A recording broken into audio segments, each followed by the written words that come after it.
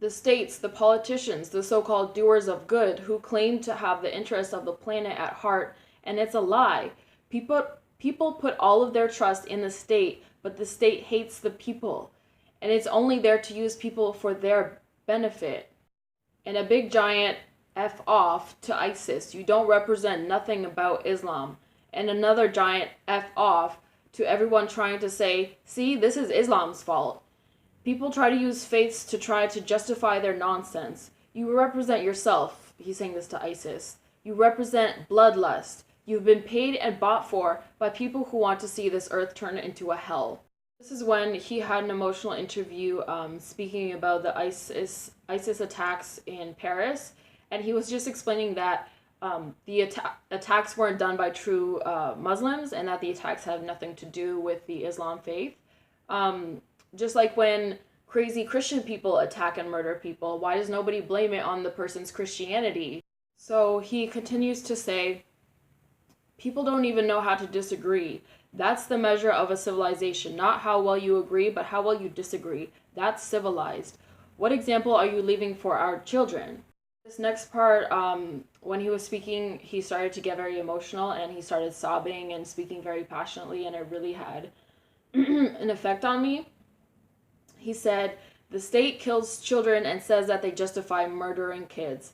They kill unarmed people. I need everybody who's sad about Paris to be just as sad and angry about Tamir Rice. And all these innocent young people dying over nothing. Dying over people's greed, over the antiquated, which means old-fashioned, backwards beliefs that someone's more human than somebody else. Cry for them.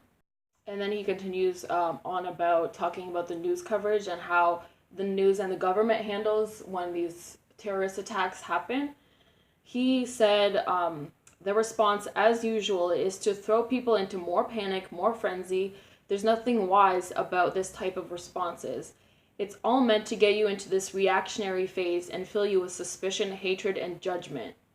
They want you to feel nervous so that you trust the state more, endorse and gratify their power, and control you. And ultimately, so you're nervous and your response is to go to the arcade or the mall, strip club, wherever, just to offload those negative feelings. That's what they want. They know all these people's eyes are glued to the screen. They're in awe, shocked, and hurt. And in an instant, they'll try to sell you these useless things because they got you. You're captive. If it bleeds, it leads. So what do they have to do? They gotta make sure the people stay bleeding. It's like when Dave Chappelle said when they asked him who's gonna win between Pacquiao and Mayweather. He said, the promoters. That's what's happening. They promote conflict everywhere. Muslims versus Christians, heterosexuals versus homosexuals, men versus women, elders versus youth, man versus nature. It's always somebody that will make money no matter what the outcome. They promote conflict, not peace or harmony. They want to control people. What you think, how you think, what you say, who you say it to.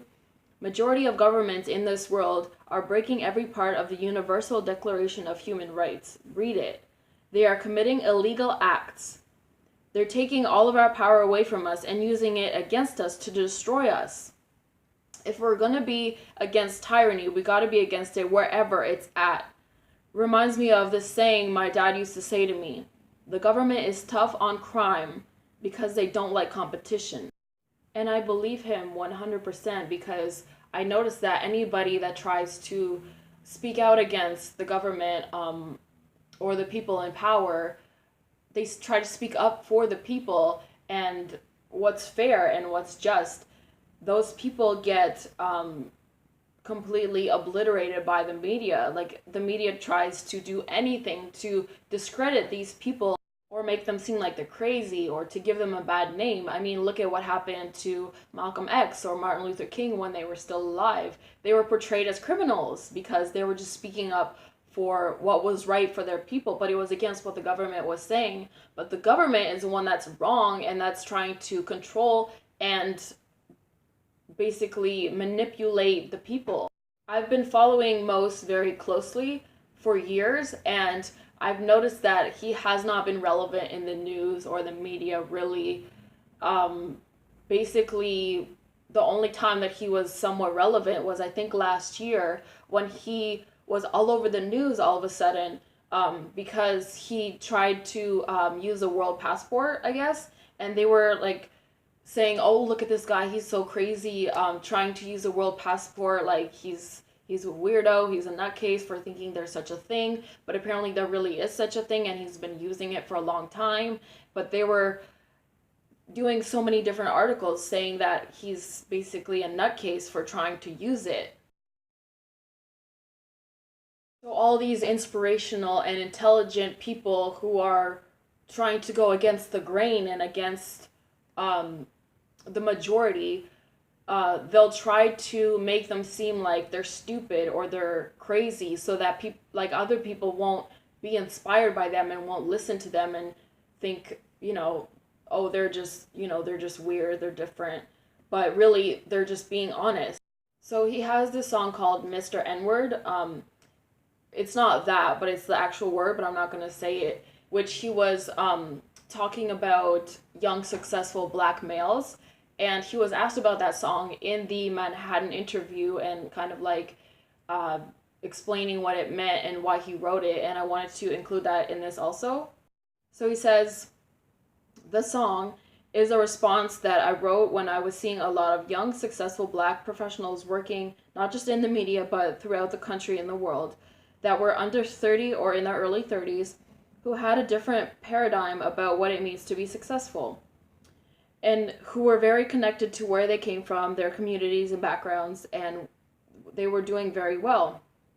Young urban professionals. But on a social level, the better they did in society, the more suspected they became. And I've even talked about my own experiences.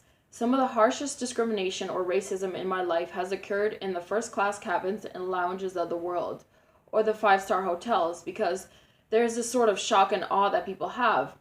That's not a big deal, staying in a nice hotel, going to a nice restaurant. That's what professionals do. And I've been a professional for the better part of my adult life. I was writing about that type of experience. There's two different sets of rules. When white boy's doing well, it's success, but when I start doing well, it's suspect.